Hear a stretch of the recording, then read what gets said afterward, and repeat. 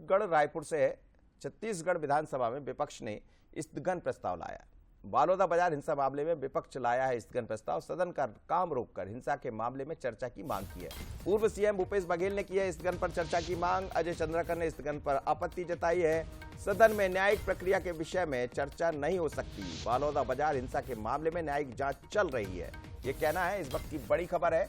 और आप देखिए, और भारी हंगामा भी हो रहा है इस वक्त। देखिएगा, हम आपको दिखा देते हैं। स्थगन नियम प्रक्रियाओं के अनुरूप है। नेता प्रतिपक्ष का ऐसा कहना। बालोदा बाजार में हिंसा पर चर्चा को लेकर दोनों पक्षों में काफी बहस हुई है।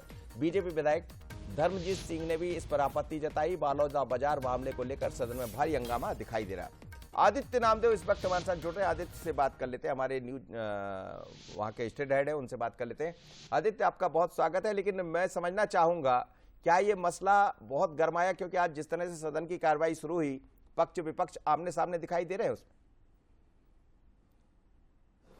बिल्कुल मंजू, बताना चाहूंगा आपको, नया अपडेट आ गया। 3 बजे तक के लिए विधानसभा इसी के चलते स्थगित कर दी है। बड़ी खबर है, लगातार हंगामा होता रहा। विपक्ष चाह रहा है इस पूरे मुद्दे पर स्थगन के माध्यम से चर्चा की जाए।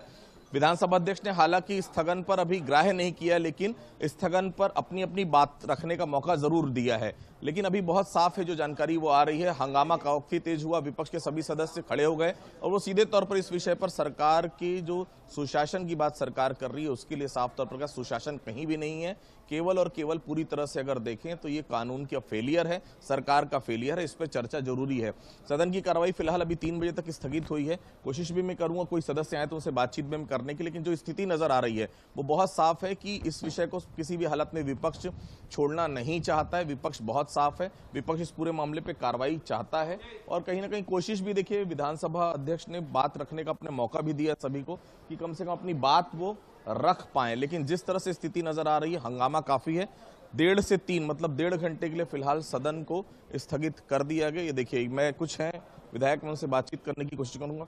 ये चर्चा चाह रहे थे सदन में सभी बलौदा बाजार को लेकर। नहीं, बलौदा बाजार की घटना को लेकर के विपक्ष कांग्रेस पार्टी के लोगों ने स्थगन प्रस्ताव दिया था।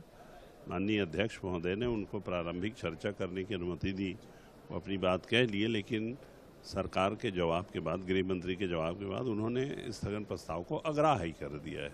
फिलहाल 3 बजे तक स्थगित होगी जी। 3 बजे के बाद फिर विधानसभा चलेगी। विधानसभा की कार्रवाई 3 बजे तक स्थगित कर दी गई है क्योंकि विधानसभा अध्यक्ष ने इस पूरे विषय को, स्थगन को अग्राह्य कर दिया था। मतलब साफ है, चर्चा कराने से मना कर दिया गया। जिसके बाद देखिए, सदन के सभी सदस्य अब बाहर आते हुए 3 बजे तक की विधानसभा स्थगित होगी। 3 बजे के बाद विधानसभा की कार्रवाई फिर से शुरू होगी। चलिए आदित्य, आपने बात भी किया, इसका मतलब यह है कि मसला और गरमाने वाला है। लेकिन विधानसभा 3 बजे तक के लिए स्थगित हो गई है। एक बहुत छोटा आपसे कमेंट्स, क्या ये माना जाए कि आने वाले समय में ये मुद्दा और गरमाएगा?